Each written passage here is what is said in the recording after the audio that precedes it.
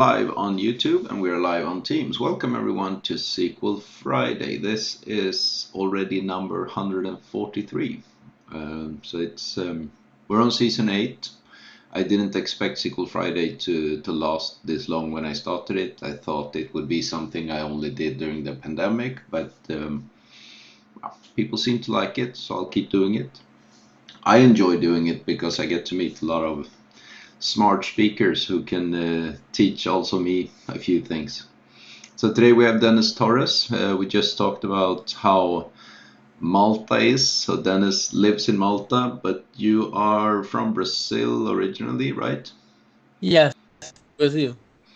So today it will be about temporal tables, how to keep data history, or how to have a SQL Server keep the history for you without you having to worry too much about it. So it's a dear topic of mine. I just got some developers to get intrigued by it and started using it. So it's one of the cool features that's been in SQL Server for a while, but hasn't really, not too many even know about it, as with many other features, I would say. But today we will learn how it works. So Dennis, welcome to SQL Friday. The stage is yours. If anyone has questions, type them in the chat and I will relay them to Dennis. And the same goes if you're on YouTube. If you have a question, type them in the YouTube chat and I will see that as well. So with that, I'm going to mute myself. Thank you very much, Magnus. Good afternoon, everyone. Welcome to the session. We'll talk about temporal tables, how to keep data history in SQL, in production models in SQL. So, this is me. I'm a former data platform MVP trainer with many Microsoft certifications and the leader of the Malta Data Platform User Group. You can see on the screen my contacts. It will be a pleasure to stay in touch. I'm usually very present on LinkedIn, YouTube, and you can contact me by mail or Twitter. It will be a pleasure to stay in touch on social media. So, let's talk about production modeling and the need of data history. It's a common concept, a common and well-known concept that usually data history is kept in analytical models. So usually we don't care too much about data history in production models, and that's true. That's true, and is also a problem for production models. Usually, many solutions involves to take the data out to an analytical model with a better modeling, which will really keep the history according to the modeling. But sometimes even production requires some level of history. Production modeling is usually not prepared to keep data history, but sometimes even production requires some level of history. And if this history is not there, it's easy to mix information and even create problems to the analytical environment. The analytical environment may take mixed information from production and things may get wrong. Let's see an example.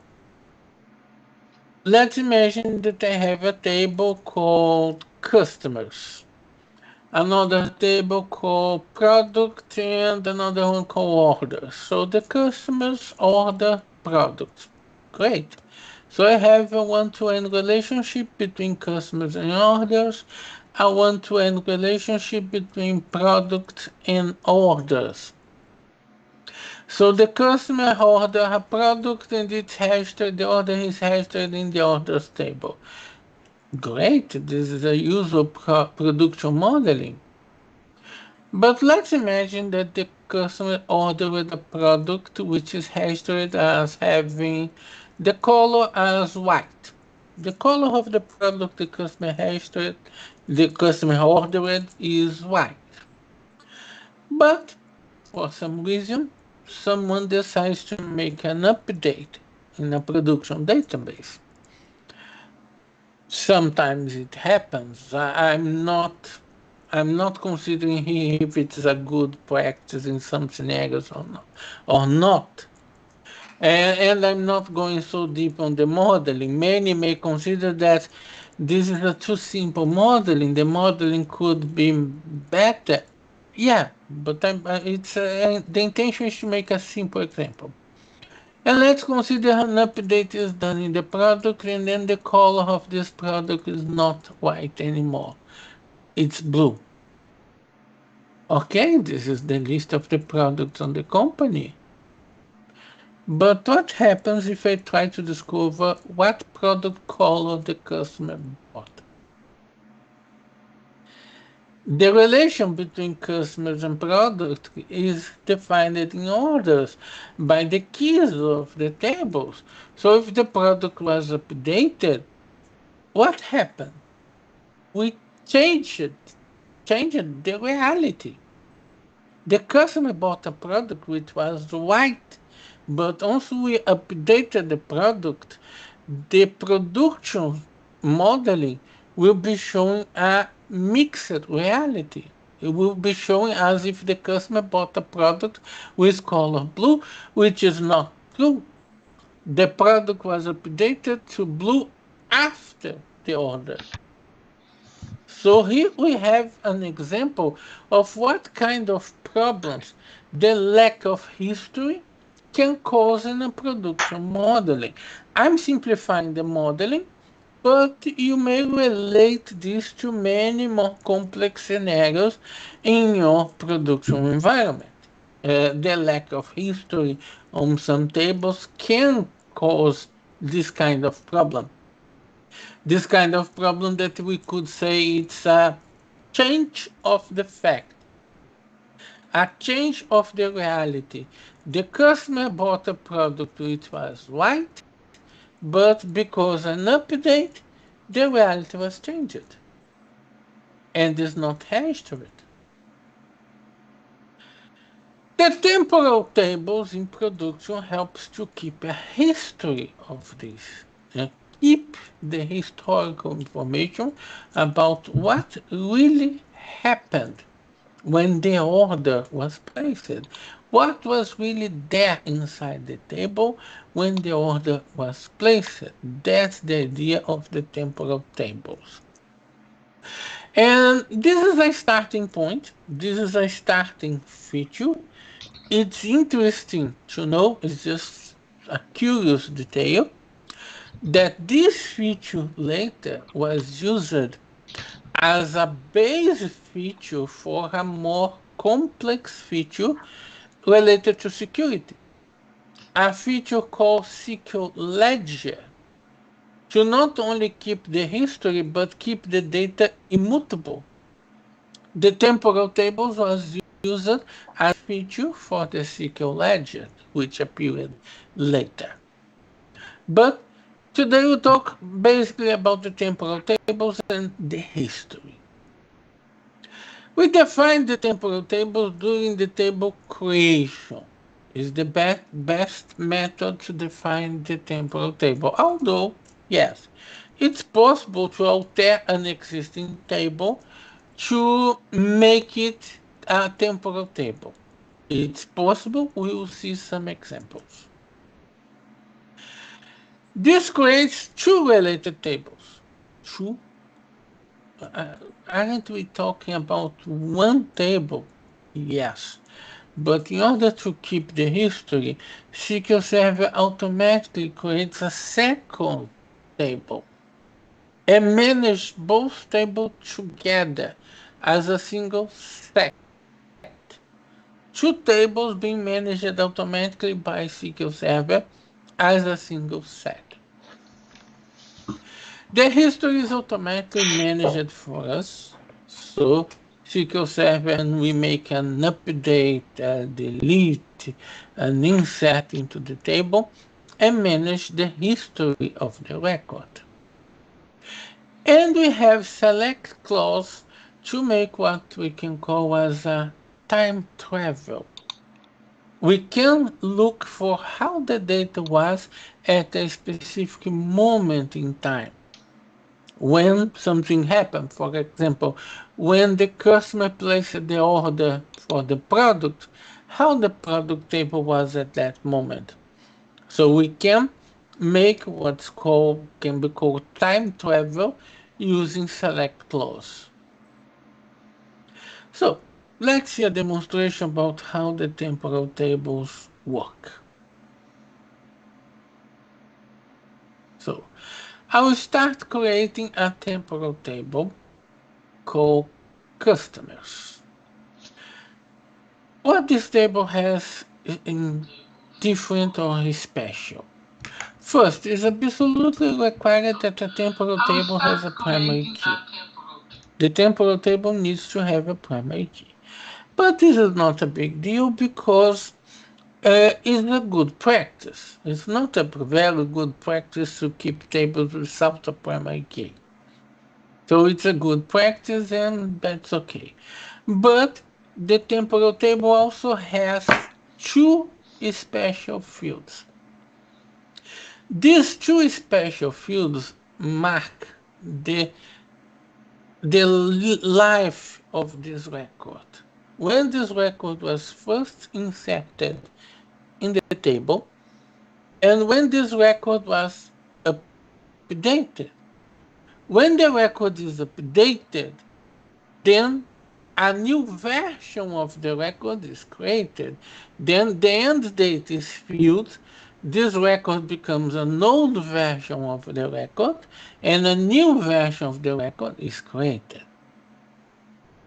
Let's check these statements in more details. First, we are marking these fields as hidden. That's usual. That's not absolutely required. You could not mark the fields as you could have these fields as visible fields, but it's usual to mark these fields as hidden. I will illustrate what's the consequence of that. Then, this is marked with a clause called generated hours as whole start and generated hours as whole end.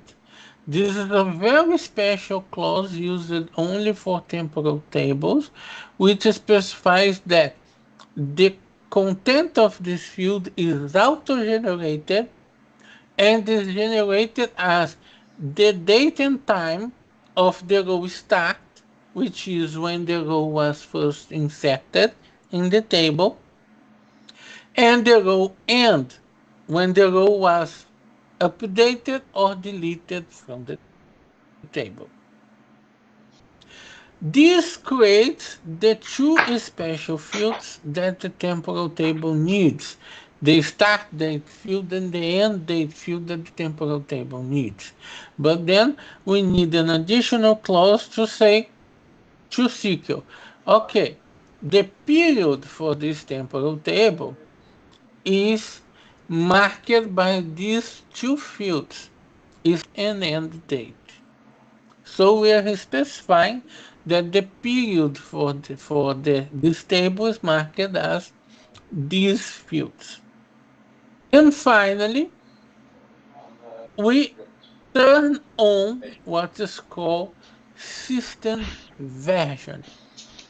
System versioning we turn on. I said, I said before, when we create a temporal table, we are in fact creating two tables. True, we are creating our which is called customers, and we are creating a history table. This part of the syntax here is completely optional. This is optional. If I don't put this part of the syntax, it will work anyway, but I don't recommend. Why? We are creating two tables. You need to manage the name of these two tables. If you don't manage the name of these two tables, SQL Server will set the second table with an automatic name, which will include the object ID of the main table. So it's not an easy name to manage, to query when needed, and so on. So I extremely recommend to always control the name of the history table. That said, we can create our customer table. Mind that I'm on SSMS, I'm on a segment, but in fact, I'm creating this inside this database here, and this database is an Azure SQL database. So this is illustrated that this feature is also available on Azure SQL. It's not only SQL Server, it's also available on Azure SQL. So let's create the table.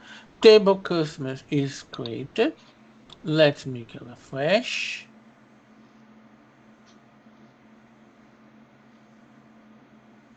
And here we have the table customers. I have two signs pointing that this is a temporal table. The symbol is different. It has a clock in it, and it's marked as system versioned. It means the system versioning is turned on. These two signs points that this is a temporal table. And besides that, once I open the customer table, I see the second table. See, I mentioned before, we are creating two tables. Yes, we are creating two tables. But SQL Server is managing the second table for us. SQL Server understands that the second table is intended to be a table to hold the history for the first table. So the second table will hold the history for the first table, and they appear in SSMS nested in this way, and the second table marked as history. And it has the name we gave to it, hist customers. If I hadn't placed a name, it would be an automatic name created, automatically created by SQL Server, and it would not be easy to use. Okay, and the structure of the tables. So we basically have the structure we created with the start date and end date fields on the temporal table. And in the history table, we have the same, with one difference. We don't have a primary key history table. Why? Why we don't have a primary key on the history table? I told that my primary key is customer ID. Yes, the primary key works well for the main table where you have one single record customer. But imagine if one customer is updated 10 times. It receives 10 updates along the time. What happens with the record of this customer? Every time the record is updated, the old version is inserted in the history table. So the history table will have many records for the same customer ID with different start date and end dates. That's why the history table can't have a primary key on customer ID. SQL Server doesn't create a primary key for the history table. I can make a select on the customer table.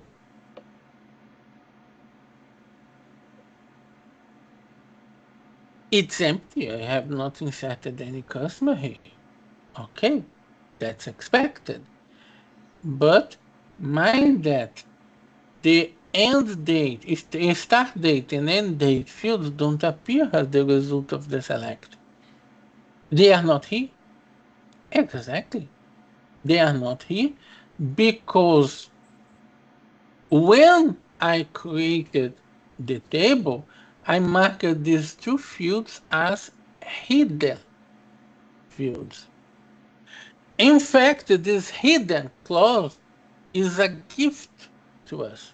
The first time I saw this hidden clause in SQL Server was with temporal tables, when temporal tables was released.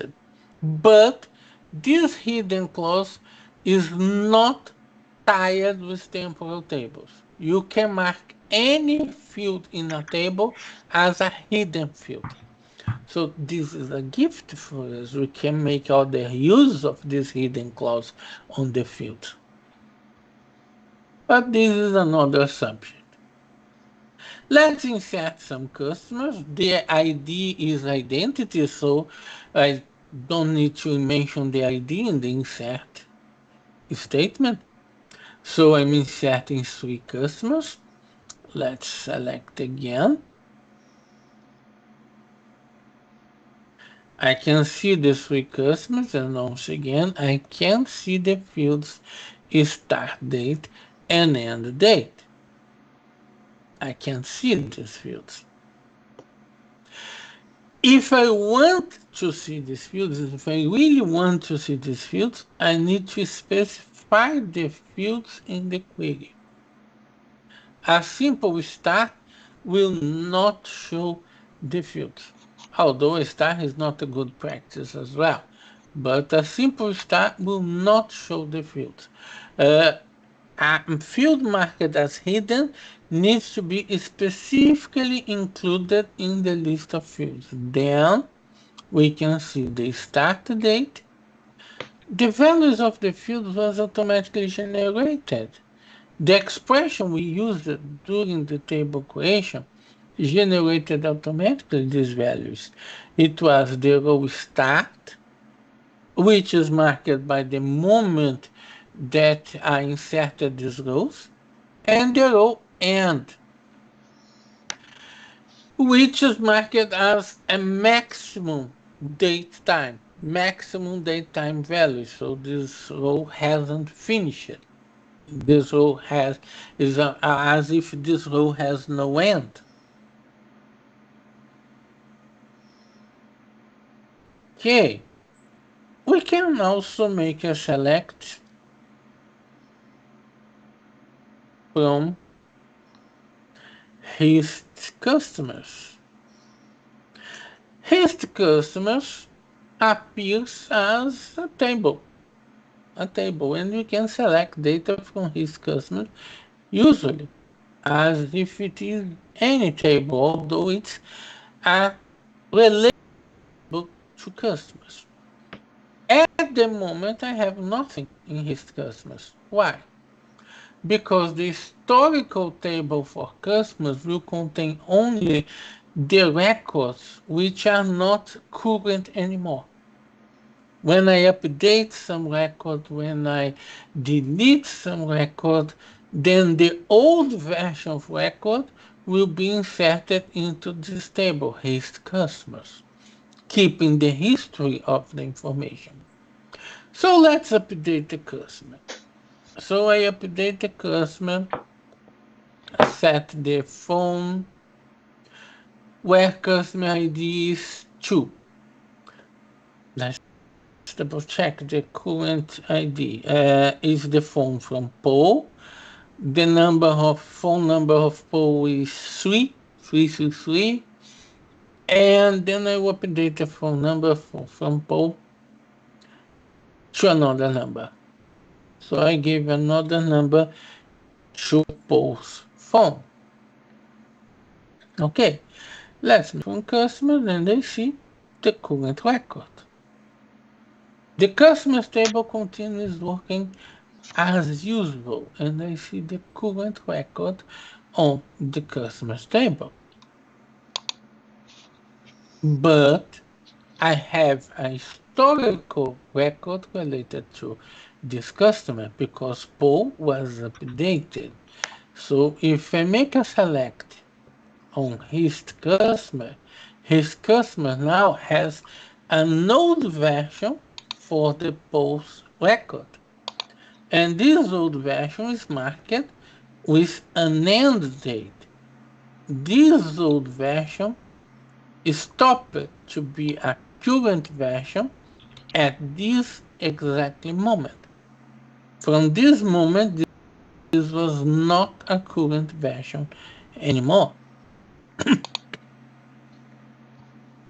And I don't need to keep querying his customers. I can, if I want to, I can direct query his customers and manage my queries in relation to historical data, but I don't need to. If I would like, I can use a special clause. In this case, the clause for system time as of, and they specify one system time. So this clause will show me how the customer table was at that specific time. At that specific time that I put in the clause. So let's get one time close to the moment that I updated the record. Let's put 1023. So I want to see the customer table in the way it was at 10:23. 10:23, but it's noon. It's lunchtime. Why is the record says 10:23? Because the daytime fields for a temporal table are always UTC, are always on UTC time zone. So it says 10:23. So how the record was at 10:23? So I can see the records with the content they had at 10:23. At 10:23 a.m., Paul had the phone 3. Okay, then let's put this a bit ahead. 10:26, if I'm not mistaken.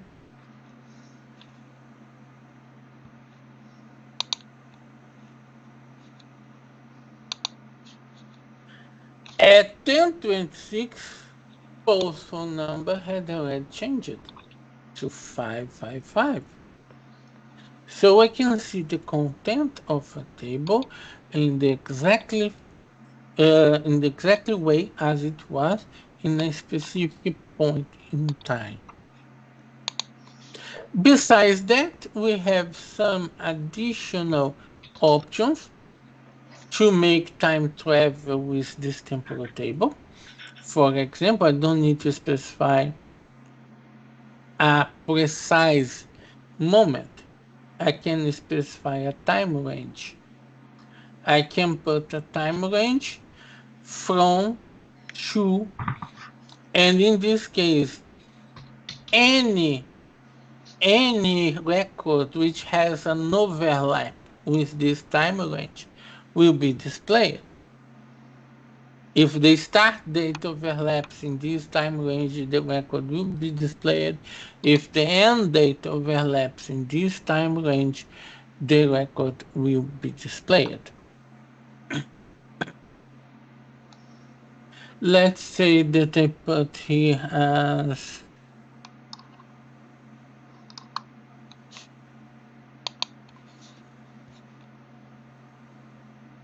10:23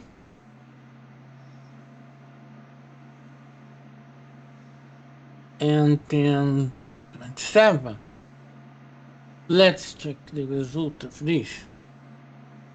Execute, and then I'm seeing the records that overlap with this period of time.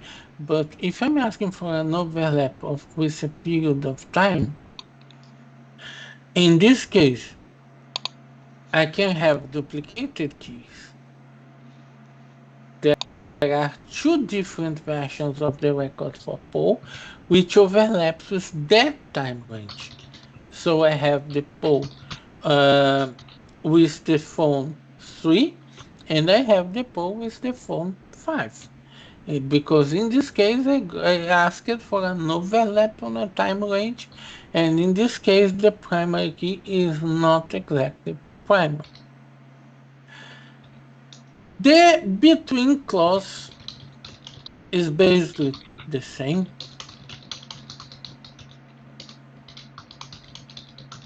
generates an equivalent result.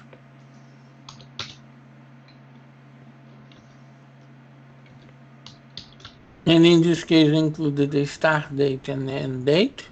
So you can note the start date and end date of the record. And by the end date, you can note which records are historical records and which records are the current ones. The records with the maximum date value are the current records, right? The records with a specific date time on the end date are old versions of the record. The contained in clause, which is another clause that we can use, it's a bit different because in this case, I'm asking for records which are completely contained into a specific time range. This means I want only to retrieve records which started and finished inside this time range. So I want records which are completely contained inside the time range. In this case, I don't have any records completely contained in this time range. Let me see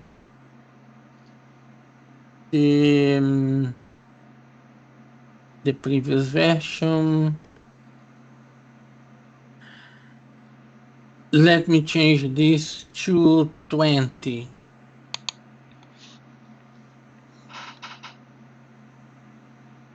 In this case, it shows to me the old version of the post record because the old version of the post record is started, I mean, it was created at 10:21 and then finished. It received an update at 10:25. At 10:25, it was not a current record anymore. So in this case, I'm showing a record which is completely contained in this time range. So as of is probably the clause that you will mostly use, as of. From and between are equivalent. They show basically the same, the information between this time range, but contained in requires only shows the records that are completely contained in the time range, which is start and end inside the time range.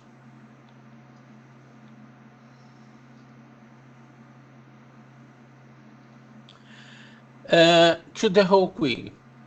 The clause refers to the whole query, but if you have some joins with tables which are not temporal, you may need to make some special adjustments to the query for this to work. I have an example ahead.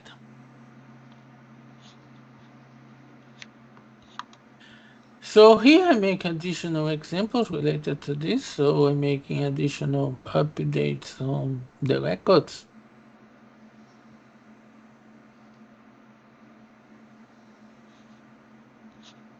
So between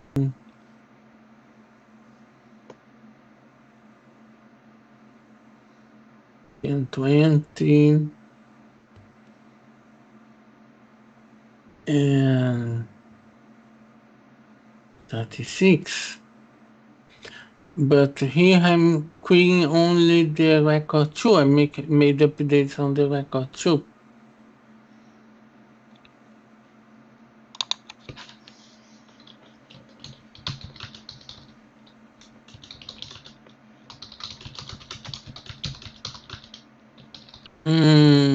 Need to modify the structure of the table. This we need to check. Let me try this as the last test. I need to check if they already implemented an automatic update of both tables, of the current table and the historical table.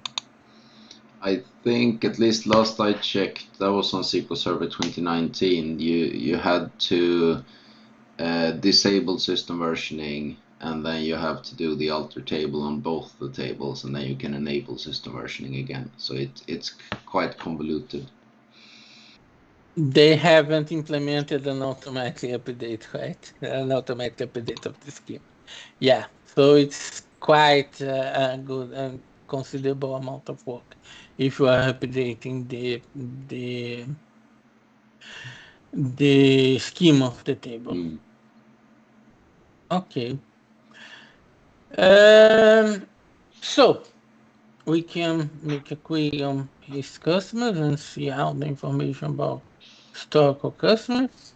Now I have many versions of the poll record. The original version, the first update I made, 2555, and two additional updates which I made almost at the same time, 266 and 777. Okay. And if I want to see all the records current in the old versions, I need to make a union of both tables, because the historical table has only the records which are not current anymore, and the customer table has only the records which are current. So if I want to see both and work with both, then I need to make a union between both tables. In this case, I have a result on the query that has all the current records and the historics, and I can analyze them as needed. So I need a union between customers and history customers to get all the set, the current and the historical ones. And then I can play with them. In this case, I'm playing with the start date and end date. Let's get it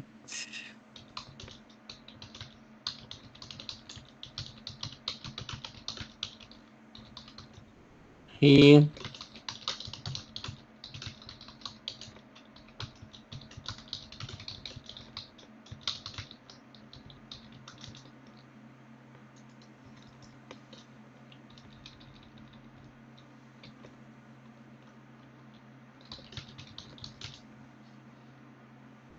There are many combinations of filters on start date and end date that you can make to get the records you need to. In this case, I'm getting records when the start date is lower than this value, or then date is higher than this value, excluding records which started and finished in the middle. Okay. And this date and time used on temporal tables is always UTC. So sometimes I need to convert a date and time to UTC, or to UTC date and time. For example, it's noon now. It's not 10:22. It is 12:22. So In this case, we can make a switch offset on a datetime offset, specifying what time zone I am and asking to convert to UTC in order to convert my current date and time to a date and time on UTC format that can be used to filter the customers table.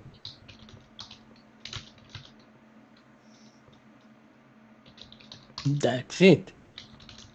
So the conversion to UTC format is also an important feature that you may need to use when working with temporal table. And what if I delete the customer? I'm deleting the customer too. Okay, customer 2 doesn't exist anymore. So the customer is not there anymore. I don't have the customer 2 there anymore. In this case, I may would like to see an old version of the table. For example,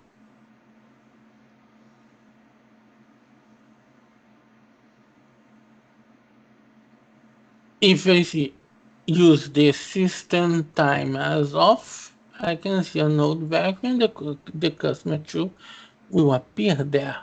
So I can see deleted records as well. But what if I would like, for example, I would like to see all the last versions of the deleted records.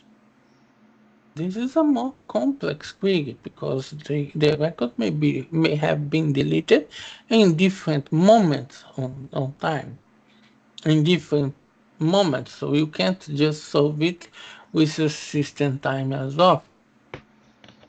In this case, I can query the his customers and retrieve from the his customers the customer IDs which are not present in the customers anymore.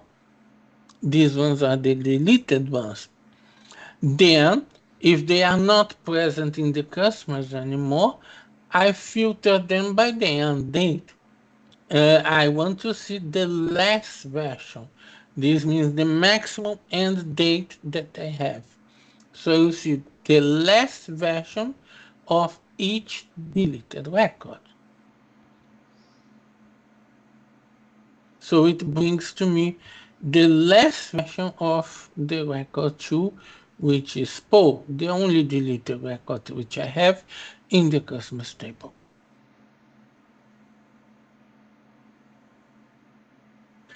Okay, let's make another example. Let's expand this example. I have a table here called product. This table product, as the name says, has information about many products, and the table already exists. So what if I would like to transform this table product into a temporal table? In this case, I need to make an outer table to make the transformation. Outer table product, what I need to do? I need to add the two fields, which will be the start and end date for the time period. Define them as generate hours, but it's a requirement for the outer table that these fields need to have a default value. So I need to specify a default value is a syntax requirement of the outer table. And I specify these fields as the period for the system table, the system time table.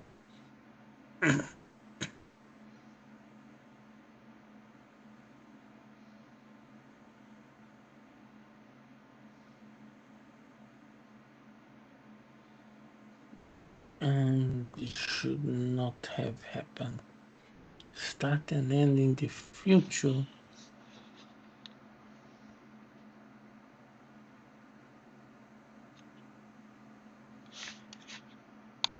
No. It's just working. It's strange. It's strange. I haven't identified why it does this yet. In a moment it gives an error, then it just works. It's not activated to be a temporal table yet. We need a last step to activate as temporal table, which is set the system versioning on and specifying the history table. Always specifying the name of the history table, otherwise this name will be automatically created, and I don't recommend that.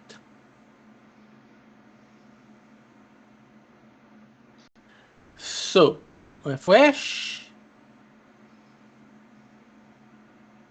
Let me make a full refresh on the tables.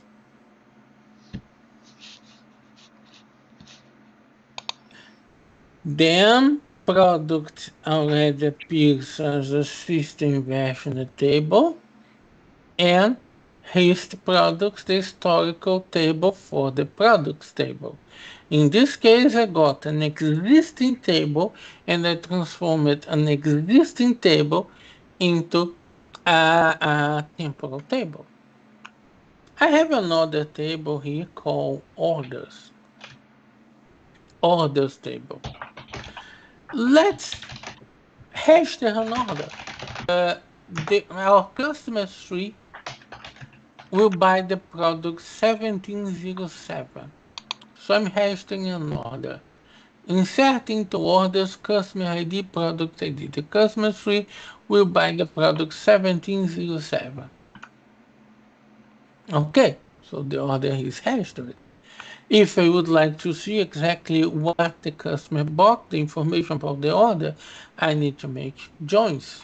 So I'm making a join between customers, orders, and product. That's it. So I can see that David, the customer 3, bought a Sport 100 helmet. Model name is Sport 100. Okay, this is what David bought. But then for some reason, someone decides, oh, let's update the product table. The model name for this product 1707 is not Sport 100 anymore. It's Sport 100 Blue. Okay, so I updated the model for this product. So if I try to see the orders again, what happens? I have a change in the reality. This is not what David bought. David hasn't bought a helmet with the model Sport 100. The model was Sport 100 when David bought it. So the reality was changed. And that's a problem in many production systems. And the temporal table can solve that. It was asked about the for system time. For example, I cannot apply the for system time specifically on the table product on a regular join syntax. But I can use a trick of syntax. I can use a CTE. I can use a CTE, give a name to the CTE, and then inside the CTE, I apply the for system time for the table product. Then I make the join between customers, orders, and the CTE, which is retrieved from a specific system time. What is specific system time? Let's get specifically the order date. It's to retrieve the product from this specific order date. So let's check this query.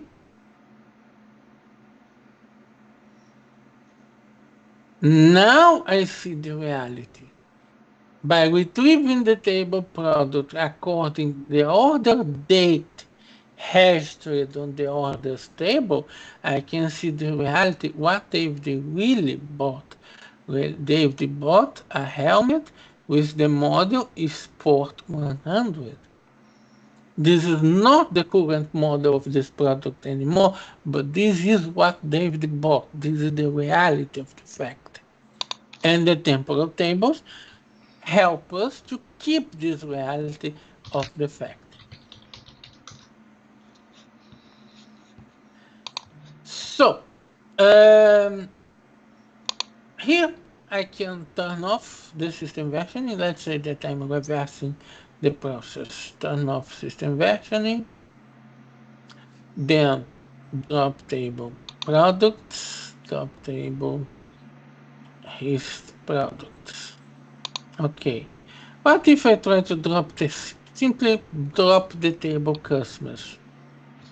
It refused to drop a table marked as system versioning because this is not a single table. There are two related tables. So before dropping the table, I need to turn off the system versioning. Turn off the system versioning, and after turning off the system versioning, I can drop the table customers and his customers. So I can't even drop the table when system versioning is turned on.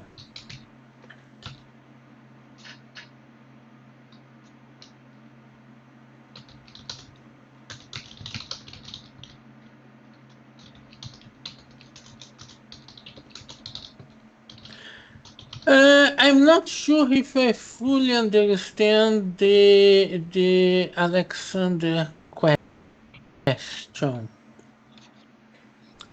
Uh, what if I want to link? Yes,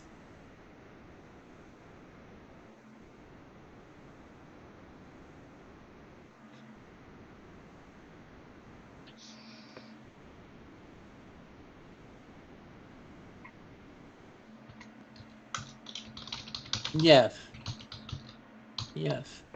Uh, what you mean is to get many orders instead of getting one order like I did here.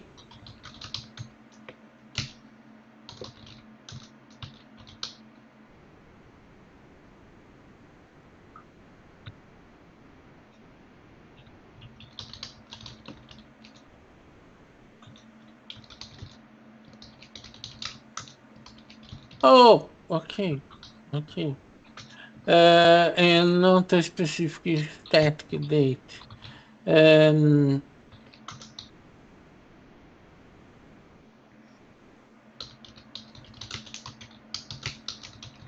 okay. Um,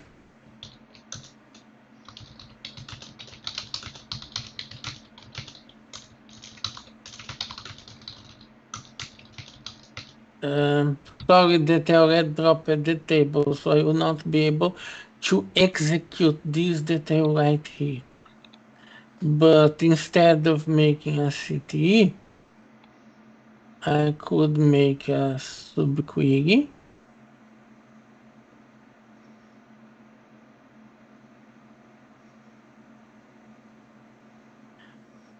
where product P, where P product ID equal to product ID,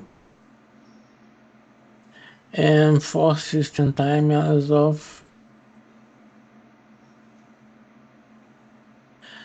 um, or the date.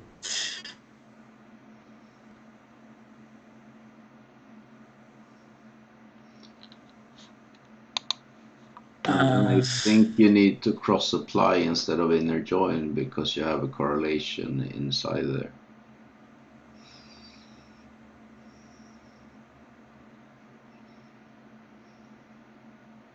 um, I'm not sure if it will accept that. It will not accept that. Because although I can put a filter, and I can put a filter, for example, where all orders or customer ID equal to. I know I'll get only one record in return. I know only one record will be returned, but SQL doesn't know. And it will not accept to make a force system timers off and use this as a possible variable with multiple records. So what I would need to do, it would be, I would need to handle this on using variables in a similar way as I did here. I would need to retrieve the order date that I'm interested on, then apply the variable on the system time as of. I would need to retrieve a variable value and then apply on the system time.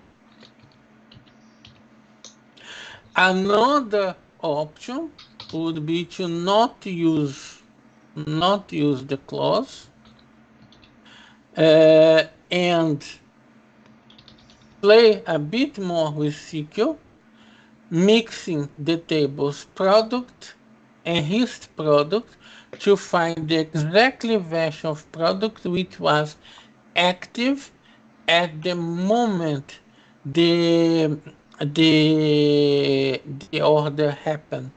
This is possible to do. This is acceptable to do. Is a bit heavy. It can be considered a bit heavy query, but this is possible to do. One example to start is the one that I illustrated that to get out the records for one temporal table, you make a union. In this case, I was making a union between customers and his customers. Then, in this case, you would need to, on the subquery, to make a union between product and his product, and then on the where clause, you need to filter the record to get the record which is the valid record on the date of the order.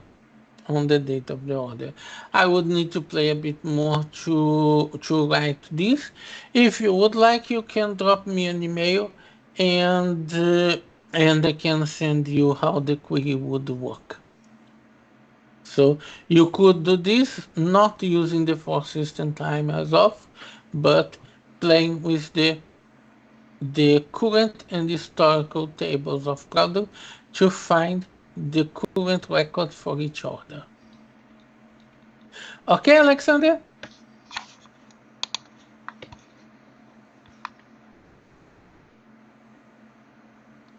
Okay. So I leave my contacts again. And if you like this last query that I haven't built completely, that you asked and I haven't built completely, you can drop me an email and I can send to you.